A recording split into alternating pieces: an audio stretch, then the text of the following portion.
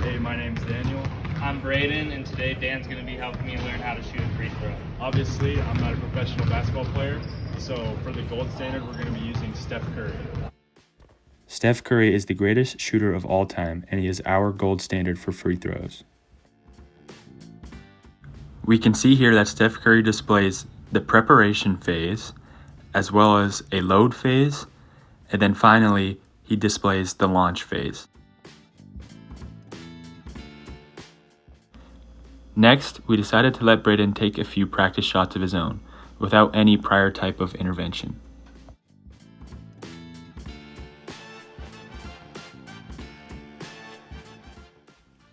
We wanted to start by observing Brayden from the side, and how he displays all three phases of the shot. The range of correctness for Brayden's free throw will be based upon how he can sequence together these three phases. Phase 1, 2, and 3 make up the critical features for this free throw. First, let's compare Steph Curry's preparation phase with Brayden's preparation phase. As you can see, Brayden's knees aren't as bent as Steph Curry's, as well as already having his elbows out. During Steph Curry's load phase, we can see that his knees have more of a bend to them, and his elbows are tucked in. His right arm is supporting the ball, and his left arm is just there to guide. For Brayden, we can see that there is not a lot of bend in his knees, and both of his elbows are flared out, meaning that he's using both arms to support the ball. In the third and final phase, the launch phase, we can see that Steph Curry extends his knees up, with his right arm moving in a fluid motion to create an arc as he finishes with a straight shooting arm. In the third phase of Brayden's shot, we can see that his knees are extended, but his right arm is not fully extended, so he does not create enough arc. The first phase of our segmented practice focused on bending his knees. He did not do a very good job of bending his knees during the practice shots. He needs more knee bend in order to create more upward movement during the rest of his free throws.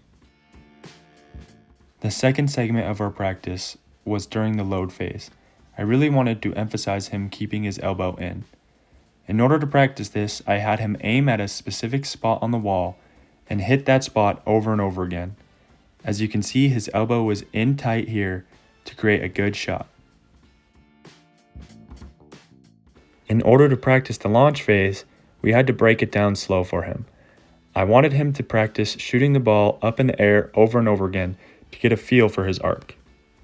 Verbal cues were used heavily here as I kept saying, arc.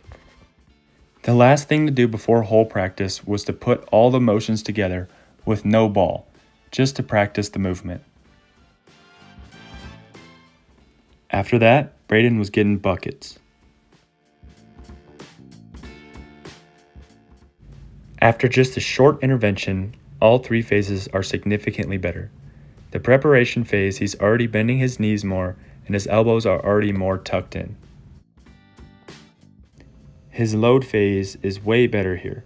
As you can see, his knees are much more bent and his elbows are tucked inward, waiting for the ball to be launched from his chest. There is some improvement in his launch phase as well.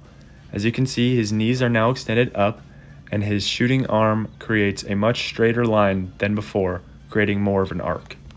For Brayden to continue to improve and eventually achieve mastery, all he needs to do is keep practicing and remember the three critical features and phases.